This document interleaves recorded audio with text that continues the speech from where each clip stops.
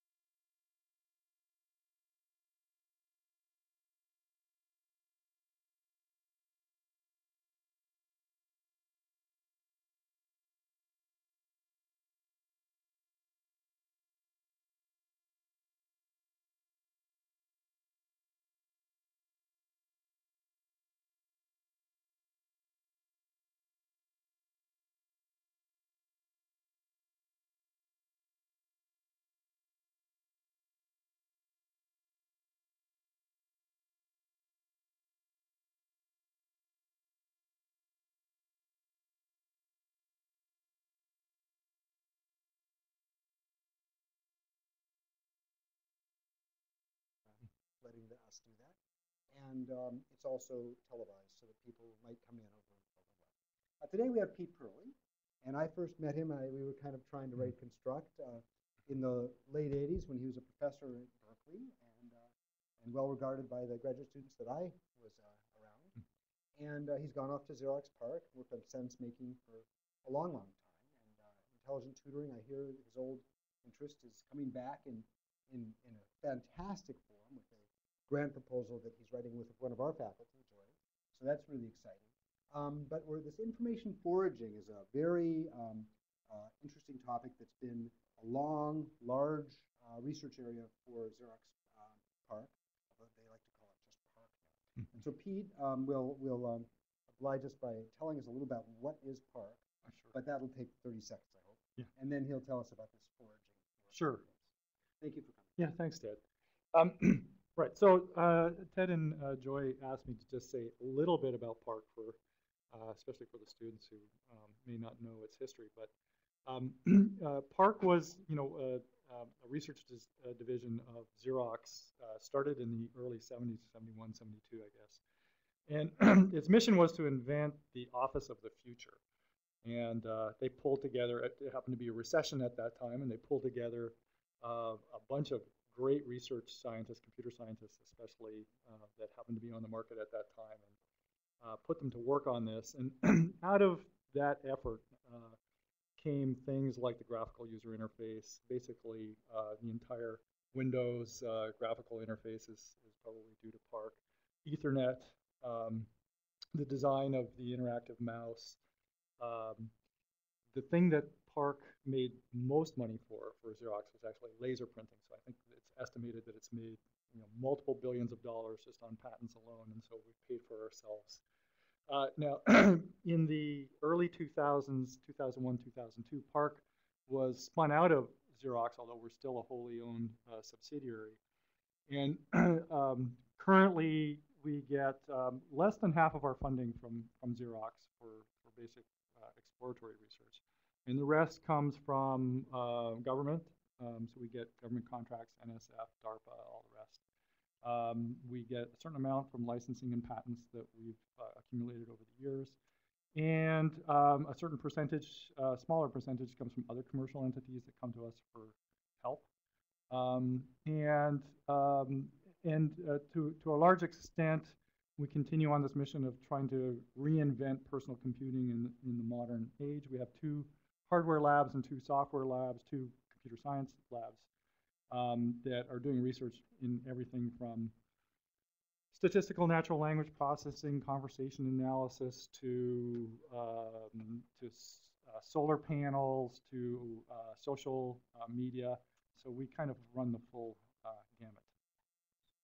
Okay, so what I'd like to do is talk about a set of research that I've been conducting that started from a set of theoretical work that I had been doing on information foraging, but then moved into trying to understand the dynamics of how people interact on the social web. So back in the early to mid 90s, Stu Card and I got particularly enamored with trying to understand this particular problem, which is that information in the world grows at an exponential rate. This is basically looking at the amount of digital information that's being produced worldwide, but it certainly extends to print. And the problem is that human cognitive capacity has been fixed for a very long time. We can deal with very small amounts of throughput. And without additional technology, we are unable to deal with this massive amount of information. So how do we design human-computer interaction systems that help people deal with this glut of information? So out of the work that we were doing in the 90s, we took this approach called information foraging theory, where it was clear that the problem wasn't getting people access to more information. It was really trying to design new kinds of systems for helping them get to the useful information that they needed for their everyday tasks.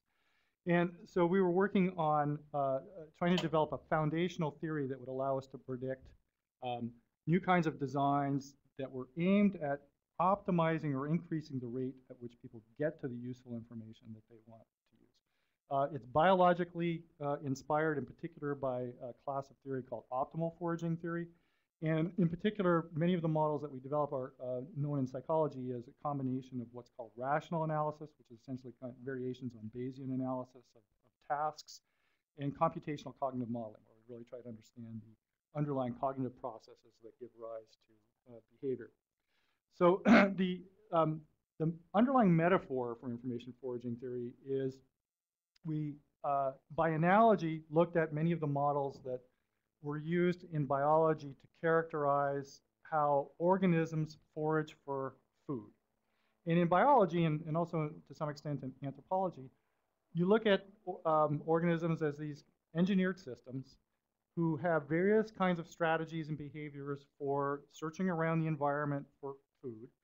And the aim, from a biological perspective, is to maximize the amount of energy that they get as a function of this foraging time. And you can look at systems as being better adapted or less well adapted, and look at better designs or less well designed systems according to this. And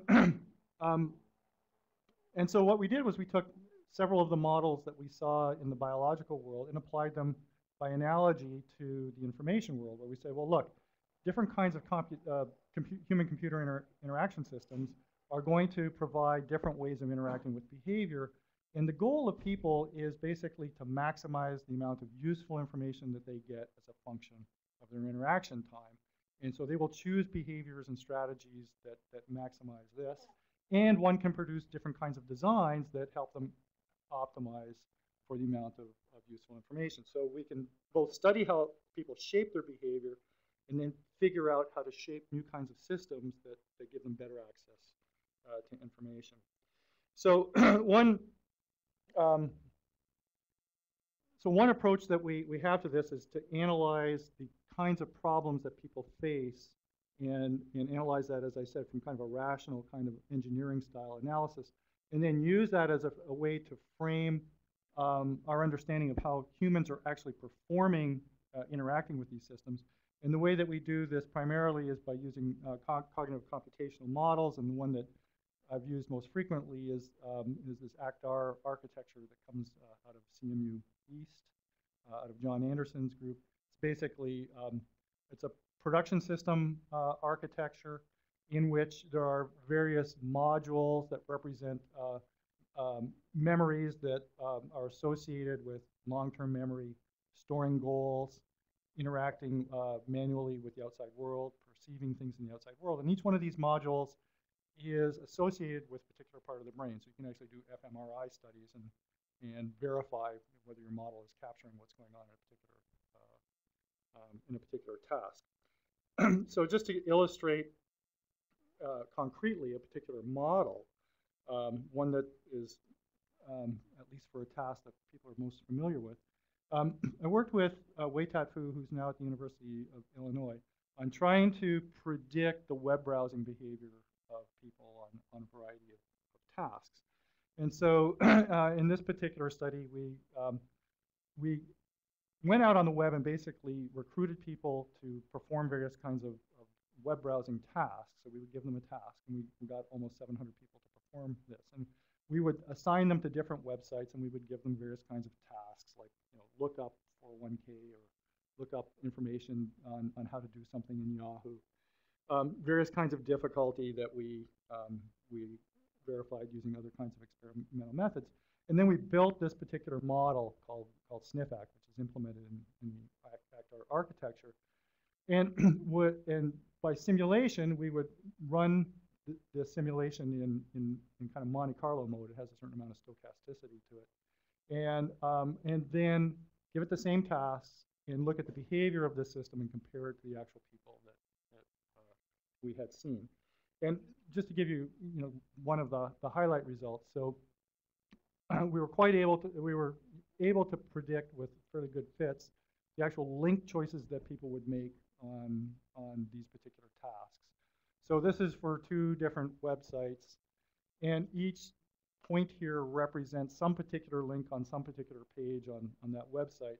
And for some accumulation of tasks, this was the observed frequency with which we saw people choosing that link for those tasks, and this was the predicted frequency that we got out of our model. And we were able to fit these data, with about 70% of the variance up to about 90% of the variance, depending on the task. Pardon me? What kind of predictive features? Yes. So the model has access to basically the web page. So you want to repeat your question? What were the predictive features? Right. So the main thing for this particular data are that the model is essentially looking at the same web pages as people. And it has, for every link, it usually has some words that are associated with that link. And then it has a memory structure through which these cues that are on the page are spreading activation through that memory structure and activating other concepts. The amount of activation that spreads through that memory structure and accumulates on the current goal task. So, suppose I'm looking for new medical procedures for cancer, and I see the words cell, patient, radiation. Okay. Those words activate similar concepts, and the amount of activation that accumulates on my goal task is essentially used as a measure of utility of that particular link. And then you're doing kind of a choice decision where you've got multiple links with different activation, and you pick the one that you want. Okay, so that's, and that concept is what we were calling information sent, because it's cues on the screen that are kind of leading you through the web space to the thing that you want to get to. So these proximal cues are leading you to some distal thing that you want to get to. Okay. So one of the things, one of the things that we were using this model for was understanding human behavior. But on the flip side, we were using this to try to derive engineering principles or engineering designs for new kinds of interfaces. Now, one of the things that got developed, this is primarily Ed Chi and a group of people, was they developed a tool in the late 90s for doing automated web usability. So you could say, here's a website, here's a set of tasks that I think people are performing on this website, and it would be a simulation run, and it would tell you, well, only 40% of your people are ever going to find the information that they want to get to. This notion of information sent, the idea that some cues are better than others, led to a design of a system primarily by Alison Woodruff and Ruth Rosenholz of a new way of presenting information where if you put in a query, it would try to highlight keywords on the web page that it thought you were interested in, and this would lead you to browse faster. And we experimentally showed that this system was kind of superior to kind of the standard sort of designs that you have.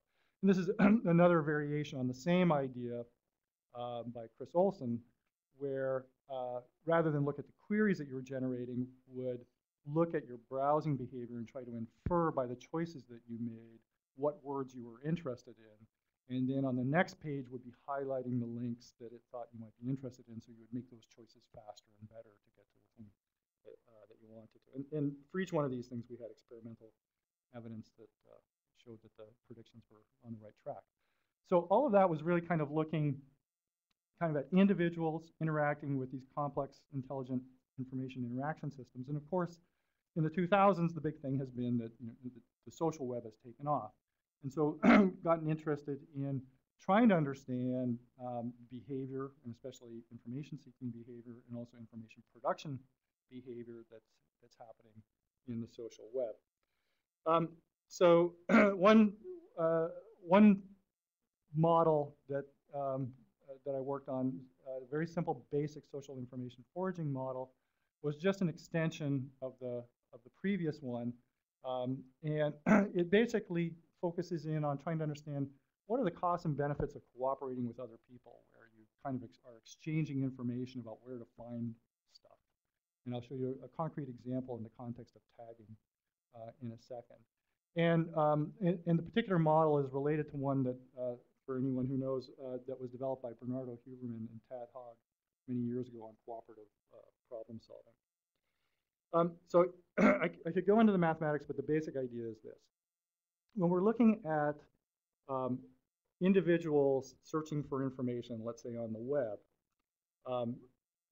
the basic idea is if you're searching for information and you have kind of a poor set of heuristics for finding that information, then you're basically going to go on this kind of long, windy search to get there. In the context of this notion of information scent, if you had a very poorly designed website that was often leading you down the bad path, then it would take you exponentially long time to get to the thing that you want to get to. And the more that you can improve the quality of cues or interface design such that you move ballistically to the information that you want, then you're essentially providing people with a good heuristic in that information search problem. Okay. Now, the notion in cooperative information foraging or cooperative problem solving is this idea that other people have been around in the search space and can give you hints. And to the extent that the hints are good, of good quality, then something that may have taken you a long time to get to, these hints will provide you with heuristics that get you there, faster. And one example that is somewhat of a concrete instance of this is the notion of social tagging. So there's many systems out there like Delicious and Conatia, and now there's all sorts of newer ones, where as people are browsing around on the web, they have various ways of either tagging or communicating to other people that this is an interesting place to be and is related to some particular concept. And usually these systems support tagging for oneself, so you can find your way back to some place. But in many of them, these tags are shared, and so the more people you get, the more sharing of these interesting places to go within the system. So at Park, we developed this system called Spartacus. Primarily, Li-Chan Hong was doing the work on this. And one of the problems with many of these systems is that the interaction time to actually do the tagging is fairly extreme. I shouldn't say extreme, but it's costly. And so one focus was to reduce the usability costs or the interaction times for people to generate these tags, because then people would generate more tags, and that would make the system better overall. So Li-Chan worked on many techniques. One called click to tag, where as you're reading through a paragraph, if you thought, here's the key word that characterizes this paragraph, you just point at it, click, and that becomes the tag for that. There was also various other features, like you could do highlighting, and this was paragraph-based as opposed to page-based, so you could actually generate different sets of tags to characterize the different paragraphs. And every time you tagged something, or every time you highlighted something, it would go into this notebook with the tags that you had generated, and that notebook was like your personal repository of information.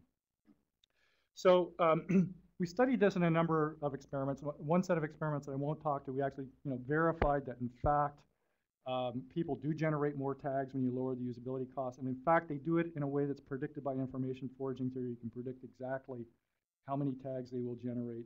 And also this act of generating tags has this learning effect where, because you're generating elaborations to the material that you're reading, it actually increases the recallability of that information. So the more tags you get people to generate, you're kind of enhancing their memory for this stuff. What's that? Well, because now they remember the material. That's true. anyways, in a different experiment, we wanted to actually see whether this system helped people learn and make sense of more complicated subject matter. So, the more general idea behind this system was we wanted to build this kind of self-learning tool so that as people could go out and make notes about some more complicated topic that they were interested in, accumulate these notes, and then make sense of it, right? Which is something that we often do on the web. I mean, Google has solved the problem of asking these single questions, but for things like a medical problem or for things like figuring out what you should do with your money, right? And you really often go on these missions where you have to collect lots of information. So we wanted to understand whether this tool supported that kind of sense making. So anyways, we had this one experiment, much more complicated than what I'm showing you here, but these are the main conditions, where we were asking people to learn about this complex domain. It was Web 2.0 mashups, which at the time nobody had written any Wikipedia articles about or any blogs about, but it was out there. And we had developed a test such that we could test people's knowledge about this domain both before and after using this tool. And people came in for a couple of days, and we told them that we were going to ask them to write an essay about this stuff after they had gone off and explored it. And some people worked with the tool sort of just fresh with nothing in it. Some people were given the tool, but it had already been populated with a shared version of a notebook that had been populated by experts, and we had actually gone out and gotten some experts to help us with that.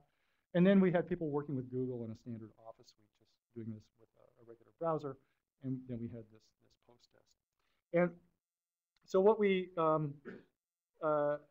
so one of the immediate thing that we found was if we measured learning gains in terms of what people knew before and what they knew afterwards, that when we gave them this kind of populated tool with the tags and the notes, that in fact it was significantly better than if they just had the tool by itself or using the standard Office suite. There's no difference between these two groups.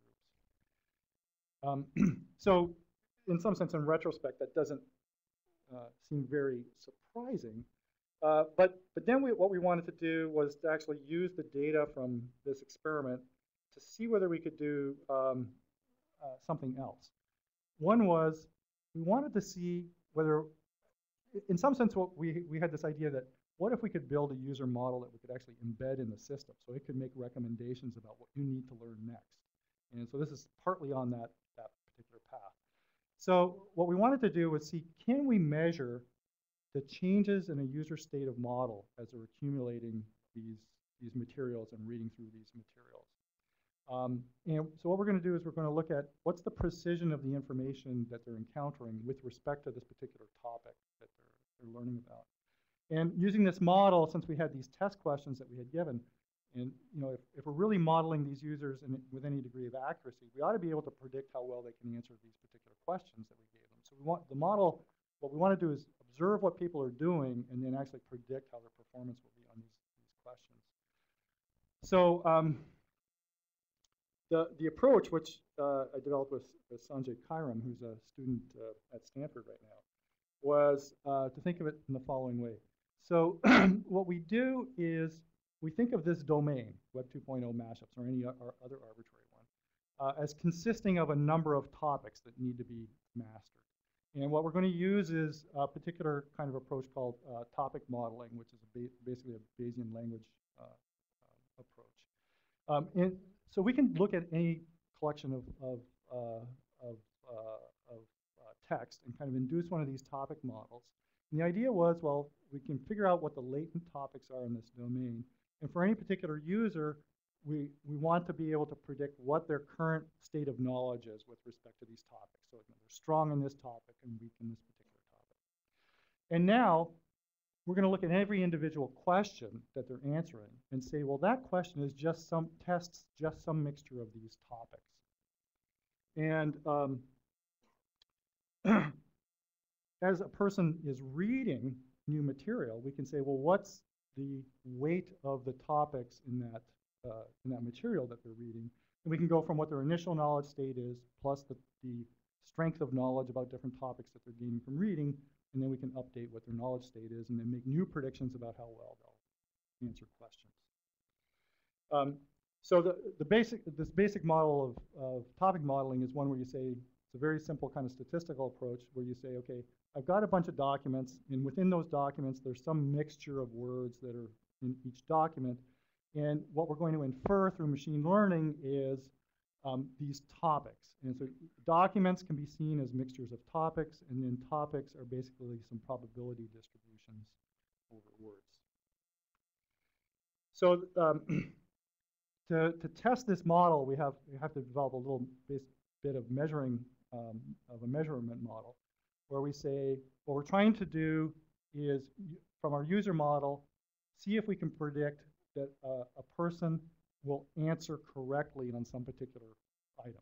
Okay, and what we're going to induce about this domain is some set of topics, and what we're going to have is basically a set of parameters that measure a person's state of knowledge and how much they've learned. We're going to have a set of parameters that measure how much of a mixture of topics is involved in any particular item.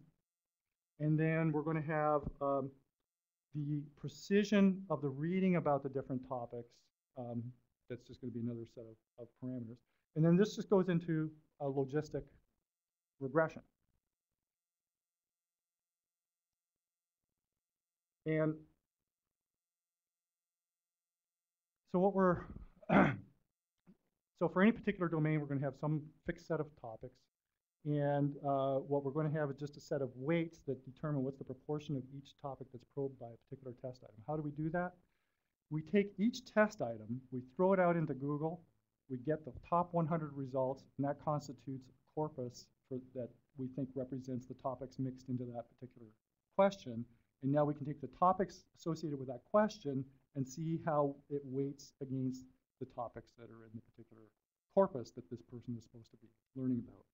And then for every URL that's visited by a particular person, we can see what's the mixture of topics of that document with respect to the domain. And then we then we can measure this kind of precision of how much people have read that's related to every particular question. Okay, so there's a couple of results that we got out of this analysis. So one is this is the group that had Spartacus and was working with the expert friend. This is working with Spartacus by itself. This is working with just Word alone.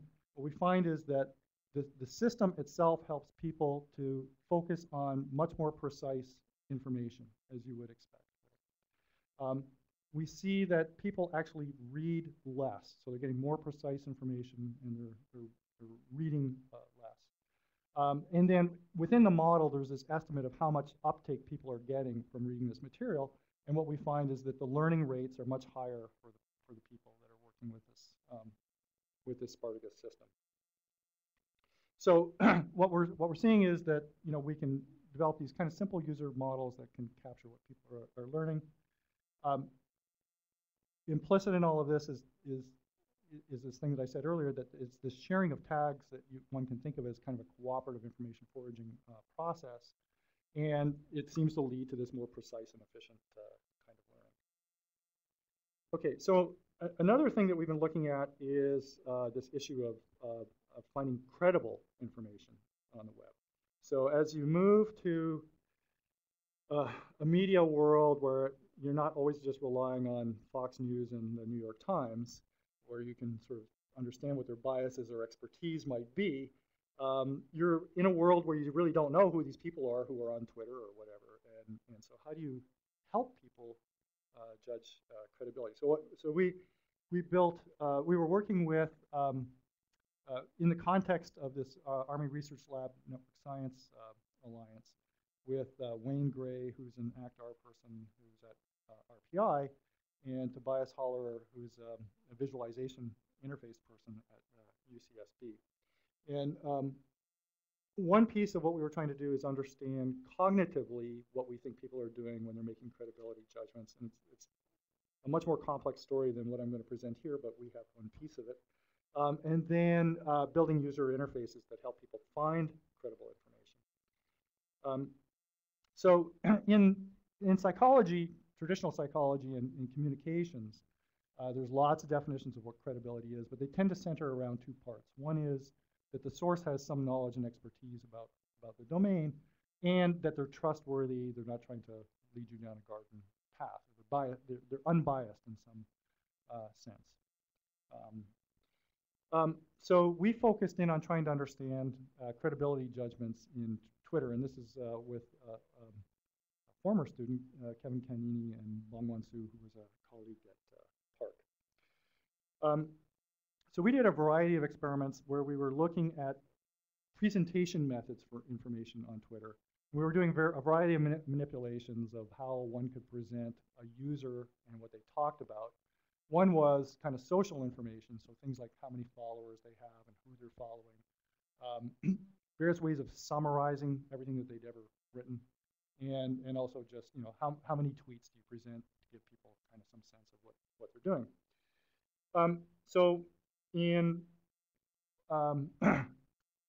one set of experiments, what we were doing was asking people to make judgments, decisions about things like how much a used car would cost. And we would present people with different recommendations from different people on Twitter. And the task was, we asked people to do actual credibility ratings, and then we would ask people, given the recommendations that you've got, tell us an estimate of the price of a wine or the price of a car. So we created these fictitious 10 experts in different domains, like investing money, purchasing wine, cars, fantasy football, and dating. And we would present information about the social status, various ways of message summaries, and various ways of computing word clouds, etc. And again, one of the things we were looking at was, could we use topic models to get better representations of what different users were doing? And here, the trick is to treat users as documents. So you take every user and all the tweets they've ever produced, use that as a single document, and then that can go into kind of a traditional topic model kind of representation. And so the paradigm that we're using is one that goes back to the 70s at least, where the idea is you're giving people different, so your decision frame is that you're trying to figure out the purchase of a car. And there's different sources of information that are giving you different recommendations for how much that car is going to cost. And the idea is that for any particular source of information, one kind of judgment you might make is what's the expertise of that particular source. And another might be the bias of that particular source towards you. So your friend the mechanic versus the used car salesman, you might treat differently just on their particular biases. And in a complex set of experiments that were done by Birnbaum in 1979, he basically found that a very simple way to think about this is for each source, you have this credibility weight that you're assigning to that source, and then it gets normalized by the weights, and that seems to account for pretty much all of these phenomena. So in the experiment, we gave people, for example, in the car condition, here's a car, here's the year, let's start off with the Kelley Blue Book value. And now we're going to say, well, what do you think it's worth? And then we say, well, here's a Twitter user, and here's what they think the fair market value is. So now estimate the fair market value again. So this, from just that previous equation, kind of represents the starting point. And now we say we've added some more information, and there's kind of an effect due to this particular user that we can pull out of that particular equation. And just to summarize, what we found was that so these are kind of a regression analysis, where if the person is an expert in the domain, that has an effect on your decision as well as your rating of credibility. The social status has less of effect, but it has a significant effect on your decision as well as your rating. And then we found that the way that you present the word clouds and the tweets didn't really make much of a difference as long as you presented kind of a summary plus the actual tweets. That actually gave kind of some strength to the expertise. Really. Yes? The actual value of what? Oh, no, you don't know the actual value of the car. What you know is how much the particular information is influencing the decision. Yeah. So that's the effect here. I mean, the issue of what the ground truth is for credibility is kind of a difficult, difficult question. So having found that, then we said, well, okay, well, let's try to develop an algorithm that helps people see information that's judged to be credible. And so what we wanted to do was develop this kind of ranking algorithm that would find credible users, rank them for arbitrary topics. And the way we did that was we generate a query to the standard Twitter search engine, prices of cars. We get a list of users. And then what we're going to do is re-rank that based on the social information that we're getting back, and then re-rank it again based on some topic modeling about who we think are experts in that particular domain. And the algorithm is reasonably simple. So you do a search for something like Django programming, and you get a list of users. Now what we're going to do is call those users voters, because what we're going to do is trace through the social, the following links that they have. So this user follows these users here. And so these become candidates. And then for every candidate, we're going to look at all the people who follow them. So some people from this list of voters follow them, but there's also perhaps lots of other people who follow them from other domains. Okay, and then just doing a little bit of Bayesian analysis, we're going to basically say, well, your probability of showing up in this list is just some binomial, either 1 or 0, you're in the list, and that's going to be a function of this p-value, and that p-value is distributed as a beta distribution. And for different values of this p, we're going to say you're more or less expert on this particular topic. And so now all you really need to know is how many voters do you have, and how many total number of followers you have, and then there's just a couple of parameters that you estimate. And that gives you, well, it's a beta binomial, yeah. Right, so.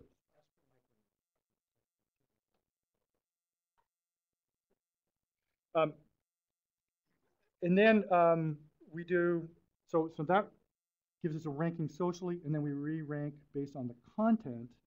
So we just extract out some of the top users, analyze their Twitter history, and then we compute this kind of topic model-based similarity of the users to these queries, and that helps us pick out who are the content experts on that. Now, so we used a variety of tasks, and then sent this out to Mechanical Turk to have people analyze the rankings and have people judge, is this user relevant to this topic? Are they an expert, and would you follow them?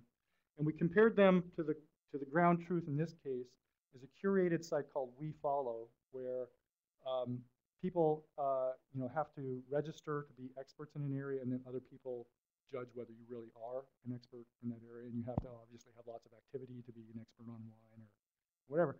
So if we look at this model that we eventually get to, where we're using the social ranking plus the topic modeling, we're sort of in the same range as what this curated site. And obviously, you can do it for arbitrary topics, not just the ones that are in there. And just to touch on this briefly, we did develop some computational cognitive models to try to understand what we think is going on in people's heads. And I can just summarize it as saying, well, the idea is that sort of in memory, you've got this image of people who are interassociated with each other. And for every particular person, user, you've got some associations to the topics that they know about. And we can generate these representations essentially by going out into the Twitter world and kind of analyzing the text and the social relations to build up what we think might be in your head. And then we can use that to make predictions in this ACT-R model of how people will do, and I'll just show you what the results are. So the idea is, you're looking at these things on the screen, various words are queuing things in long-term memory, that's spreading activation, and the degree of activation associated with your representations of these users is giving you an indication of what their expertise is. And when we compare it to the data that we have from the experiments that I was just talking about, we can look, for example, at the ratings, credibility ratings, and here's the model ratings, and here are the human ratings. We do fairly well for things like car decisions, investing, and then there's some domains like dating where we can correlate significantly, but we're not very predictive. Turns out that how people make decisions about dating is much less rational than these other domains. And in fact, one of the things that we were manipulating was sometimes we would have these things, people who would be experts in another domain and ask how is their recommendation about dating affect your decision. And so if you are an expert in investing, your credibility is high for dating. If you're an expert on dating, your credibility for anything else is actually quite low. Lower than average, right? So anyways, so the bottom line is, you can a little bit of social network analysis, a little bit of topic modeling, and you can do some reasonable ranking. Okay. So hang on. You just went by something pretty profound. Sure. Okay. So this question of expertise and social interaction being something that's counter predictor to other things. I mean, do you have anything more to say about that? No. So I'm telling you this hidden result because I think it's a really interesting one too. I don't know what it is. I mean, so there's some stereotype obviously that's being triggered here, right? And that would be my guess. And then that's having some impact on the decision making. Yeah. So if your financial advisor tells you who to marry, I guess you'd listen to them, right? Yeah. So I mean, it is an interesting, and it's the dating experts are significant. Their recommendations are taken significantly lower than just a random user. So that's the thing that needs to be explained. So I've been focusing in on kind of the search for information, and now another piece that we've gotten interested in is kind of the production of information.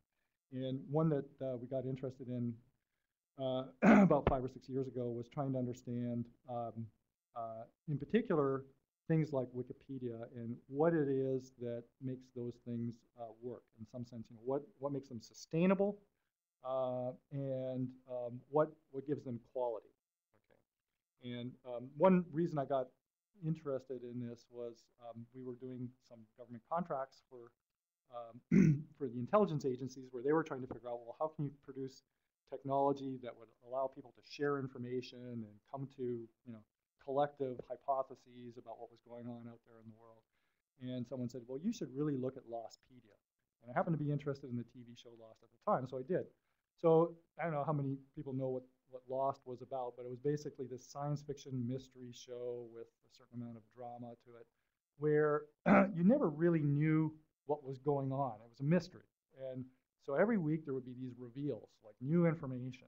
And you could go to this website and there would be all these hypotheses and theories about what was going on this island. And it was actually, at the beginning anyways, really well organized, so that information would come in and it would go onto a web page, and then people would have theory pages where the theories would have kind of pros and cons. What was the evidence for? What was the evidence against?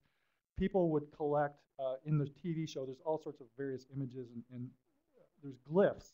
So on the walls and on the plates, there would be these symbols, hundreds of them. And people would collect through screenshots every single glyph that had ever seen and where it was located, and people would analyze that. During one of the season finales, maybe it was a season beginning show, one of the characters is sitting on an airplane. He's got a little slip of paper that has some important information that's making him go somewhere, and it's not revealed what it is. People crowdsourced what was on that slip of paper from various screenshots and reconstructed letter by letter what was actually on this little slip of paper. So anyways, so it was one of these very interesting kind of grassroots information production systems. So anyways, I guess keeping with this biologically inspired theme, we got some funding to do work on trying to model things like Wikipedia in terms of their population dynamics as population dynamics are modeled in biology. And so we worked with two guys from UC Santa Cruz who are in the Department of Applied Mathematics, but they work with modeling real ecological systems. And again, I was working with Bonwan Su and Ying Zhang on this project. And so at the time we started looking at this, which is around 2007, there had been this phase of what everybody was thinking of as this exponential growth in the number of people participating in Wikipedia, and everybody just expected it to keep going until the entire universe was taken up with Wikipedia. And but when we started looking at the data that we could get from them, it had looked like it had plateaued, and so we got kind of interested in trying to understand what was going on. So there was this phase of exponential growth, and that actually caused some consternation in the Wikipedia community because people thought that this was some form of crisis, that they had hit some plateau. But looking at the data, it looked to us like kind of a standard kind of population growth model, and this is kind of one of the standard logistic growth model that you would see in a textbook, where the basic idea is that you do have this kind of exponential growth, but it is coming up against some kind of capacity constraint at the top end. And so eventually you slow down because there's something in the system that just won't sustain continued growth. Working with Mark and Will, we were just we wanted to see whether, is there some way from the early days of Wikipedia that you would have predicted it was going to either succeed or fail. And if you look at the very early days, it didn't look like success was guaranteed. So in the first 20 months, you can see there were some points where there was actually drops in the number of editors and stagnant periods. So here's the actual monthly rates of change. And so you can see that there's actually quite a few points that are at 0 or below where it looks like it's dropping down. So we wanted to see, could we build models, and from those models say, well, what's the likelihood that it's going to hit 1,000 or 100,000, or is it going to hit 0?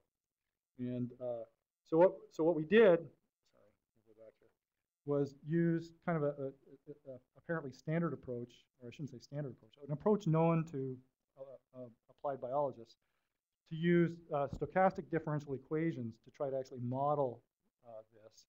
And then we generated kind of a set of models that either turned on or turned off various parameters that we were trying to fit. And we just picked out the best 5 and then kind of take the average of that and use that to kind of to predict. So for example, here's kind of the top 5 models and their AIC goodness of fit scores. And this is saying, if this is the current number of editors, what's the probability that you will hit, I think it was 1,000, or drop to 0 before you hit 0. And then if you kind of take these models and pull them together and weight them by their goodness of fit, this is kind of the average curve that you would get, and you would use that to make predictions. And we don't get perfect predictions, but we do kind of get good ones. So, what we did was we took, there's 268 different language Wikipedias, and some succeeded and some failed. Failed in the sense of there just hasn't been any activity for months. Yes.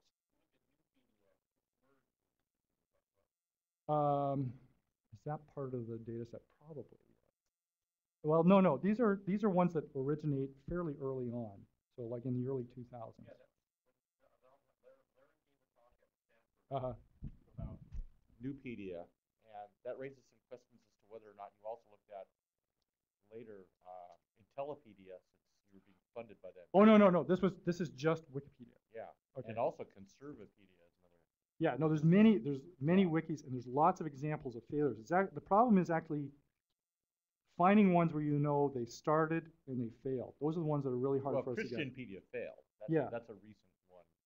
So we did this one because we knew these had started and they had failed. So we knew there was a definite starting point for all of these. So the problem is if you kind of go out in the world and say, well, what wikis started and failed, you're not going to find them all, and that was the problem that we were facing. Well, have you talked to Ward Cunningham about it? No. He'd be a good person to talk to since he invented wikis. Yeah. Okay.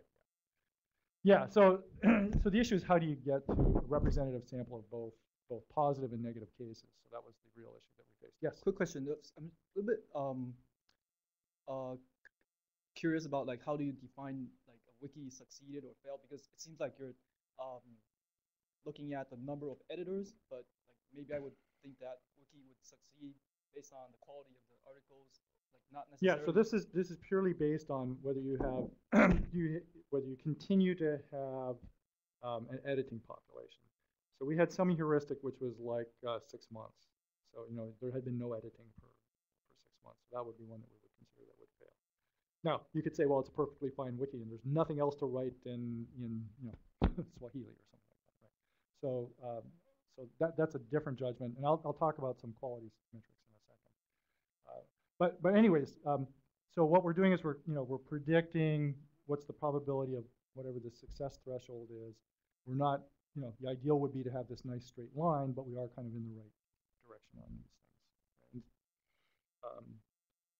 so I think, so one purpose of this was we thought this is kind of might become a useful general approach for anybody who's looking at these nascent systems, whether it's, you're looking at starting up a new social media system that's contingent on having a vibrant community. Can you actually predict that it's going to grow or not? You would like to have some metrics that tell you that, as opposed to just having people give you pitches. Do you think this also works like for the Facebook new users, where they follow the same train?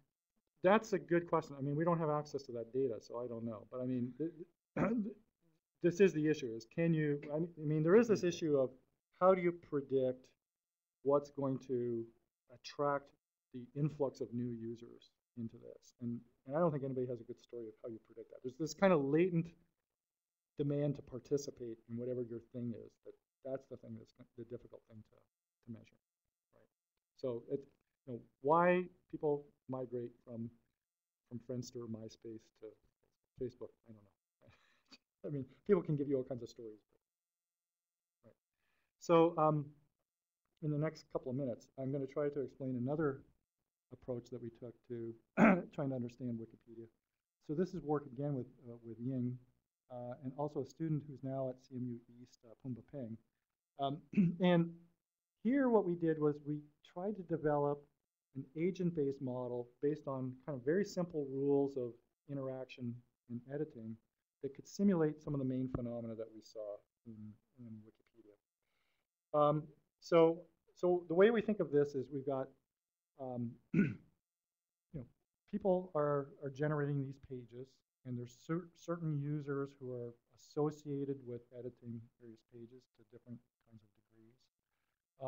Pages are being linked to one another.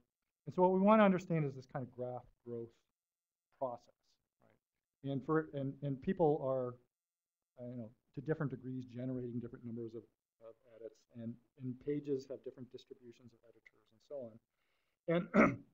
And one of the phenomena that's well documented in things like the WikiSim conference and in various books and journals is everywhere you look in Wikipedia, there's various kinds of power law distributions. So if you look at what's the probability of an edit by any given user, it follows up.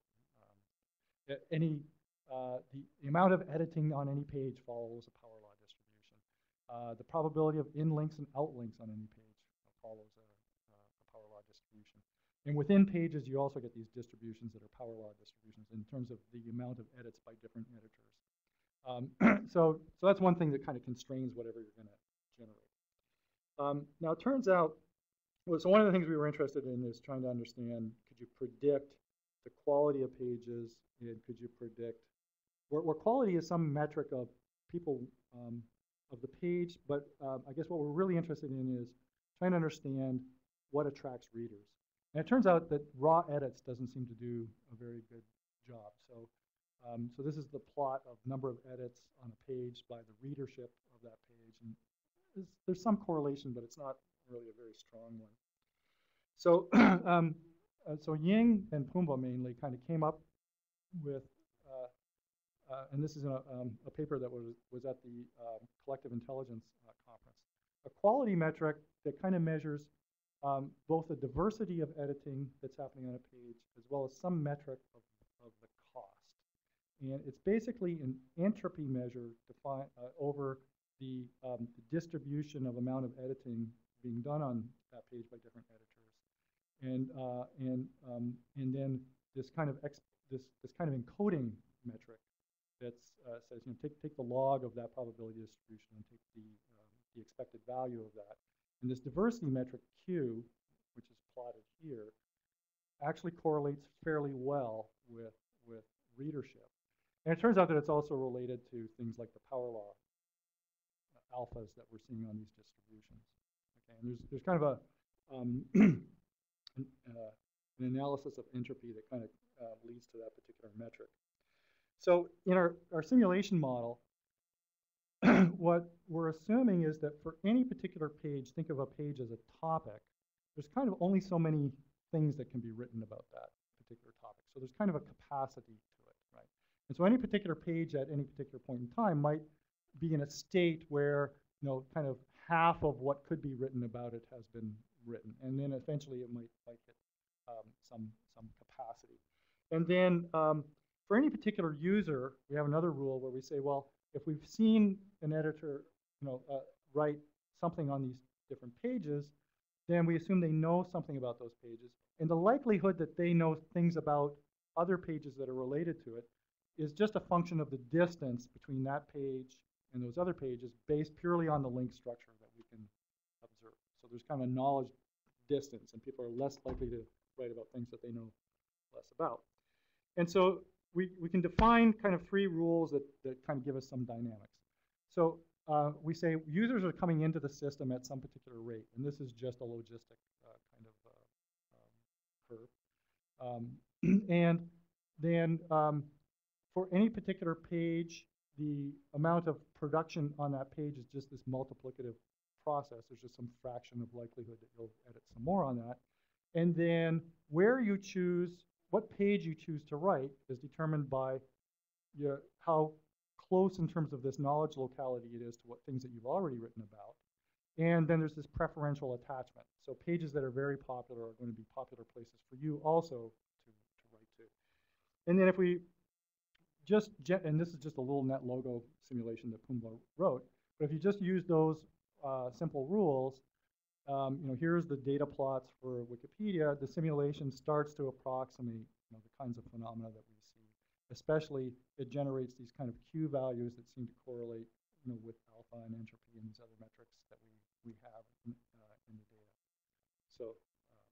So anyways, I guess the real thing that I want to get across there is that this approach of taking these kind of agent-based simulations to deal with these very complicated social systems has some potential to be a way of understanding what the dynamics are that are producing these observed phenomena. And we're not the only ones who have done this. There's a paper that will come out in the HCI journal by Bob Kraut and Qing Ren, where they're trying to predict what kinds of behavior you'll see in different kinds of forums based on the size of the groups, the diversity of the groups, whether they have editors or not, or it's completely grassroots. So this seems like it's another way of trying to understand what's going on in these domains. So anyways, I'm hitting my limits here. So in general, you know, these social systems like Wikipedia and Facebook, you know, become these kind of fairly complicated systems where people are producing and diffusing information and exchanging information about where to find information. So there's these very complex dynamics that are going on here. And so, you know, one of the things I've been telling a lot of my colleagues is, well, this really, it's complicated, but it's this enormous opportunity for doing very interesting kinds of science and engineering.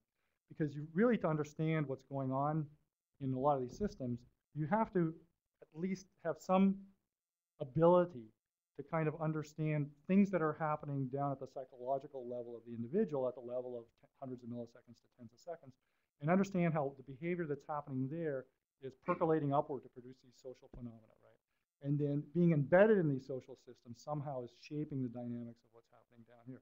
And this is 10 orders of magnitude of behavior going from time scales at the level of hundreds of milliseconds up to the months to years that we see in these systems. And there's lots of space to try to understand what's happening and trying to understand how they relate to one another. And so that's it. Thanks. So thank you, Peter.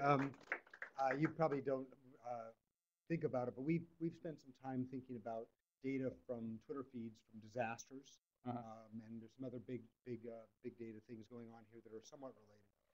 Kind of exciting to see your approach and your stuff in that same area, and I think we can learn a lot from you in those regards. And we also have some interactive visualization work that relates to it.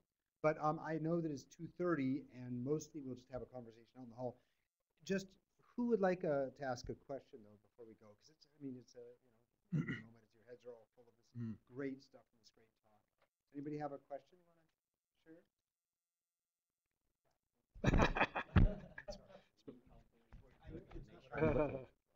Sorry. Peter, throughout your talks, occasionally you would present some results with a psychological model based on spreading activation. More typically, you were presenting statistical models that weren't necessarily psychological. How there was this tension between, at one point you talk about optimal foraging theory, then you talk about heuristics. Heuristics are sort of antithetical to optimality. So how do you decide when you're doing this work which of those games you're going to play? Because they're both legitimate games. I mean, what goals are you trying to achieve in either one or the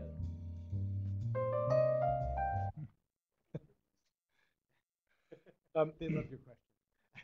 Yeah, that's a very good question. So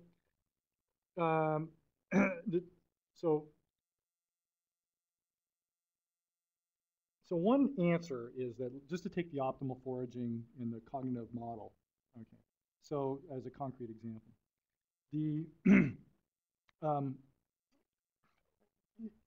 the optimality model I really think of as a heuristic approach to trying to understand a particular environment, task environment, and the relation of the adaptive agent to that environment. And you sort of say, well, let's assume that these systems are adaptive. And so here's the kind of behavior that one would expect if it was optimizing. Okay, and then that leads you to say, okay, well, how would the cognitive process, the brain, achieve that? And so it kind of narrows down the hypothesis space for the cognitive processing model. And then if you can't do it, then either you've discovered something interesting about non-optimality, or there might be just something wrong with the way you've kind of framed your analysis of the task environment